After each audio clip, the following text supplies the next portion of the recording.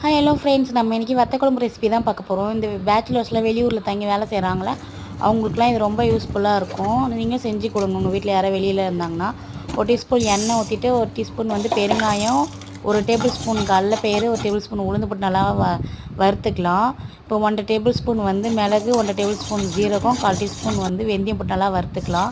3 table spoon தனியாக போட்டு நல்லா வறுத்துட்டு, காரத்துக்கு ஏற்ற மாதிரி நான் 20 போட்டிருக்கேன். உங்கள் காரத்தை ஏற்றுக்க மாதிரி நீங்கள் காஞ்ச மிளகாய் போட்டு நல்லா பொன்னிறமாக வறுத்து அரைச்சி எடுத்து வச்சுக்கலாம். இப்போ சுண்டைக்காய் வறுக்கிறதுக்கு நான் ஒரு டேபிள் ஸ்பூன் எண்ணெய் ஊற்றி சுண்டைக்காய் போட்டு நல்லா வறுத்து எடுத்து வச்சுக்கிறேன். என்கிட்ட சுண்டைக்காய் மட்டும்தான் இருந்தது. உங்கள்கிட்ட மணத்தக்காளிலாம் இருந்ததுன்னா அதெல்லாம் போட்டு வறுத்து நீங்கள் எடுத்து வச்சுக்கலாம். அடுத்தது தாளிப்புக்கு நான் நல்லெண்ணெய் சேர்த்துக்கிறேன். எந்த அளவுக்கு நல்லெண்ணெய் சேர்க்குறீங்களோ அந்த அளவுக்கு டேஸ்ட்டாக இருக்கும், கெட்டு போகாமலேயும் இருக்கும். இப்போ கடுகு வெந்தயம் போட்டு நல்லா வறுத்துட்டு, இப்போ கருவேப்பிலை போட்டுக்கலாம். நல்லா தாராளமாக போட்டு வறுத்து எடுத்து வச்சுக்கோங்க. 1.5 கட்டி பூண்டு உரித்து வச்சுருக்கேன், அதையும் சேர்த்து நல்லா பொன்னிறமாக வறுத்து எடுத்து வச்சுக்கலாம். நல்லா பாருங்கள், இந்த அளவுக்கு வறுக்கணும்.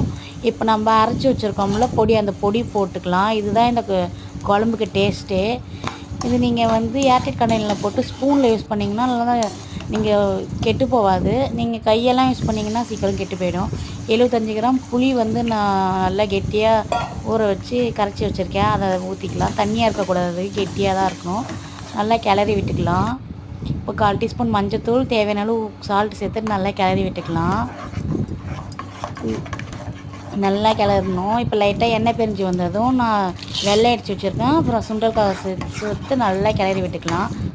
இப்போ எண்ணெய் பிரிஞ்சு வச்சு பாருங்கள், இந்த அளவுக்கு வந்ததும் நம்ம இறக்கிக்கலாம். இந்தமாரி நிறைய ரெசிபி வேணும், சேனலை சப்ஸ்கிரைப் பண்ணி வச்சுக்கோங்க. தேங்க்ஸ் ஃபார் வாட்சிங்.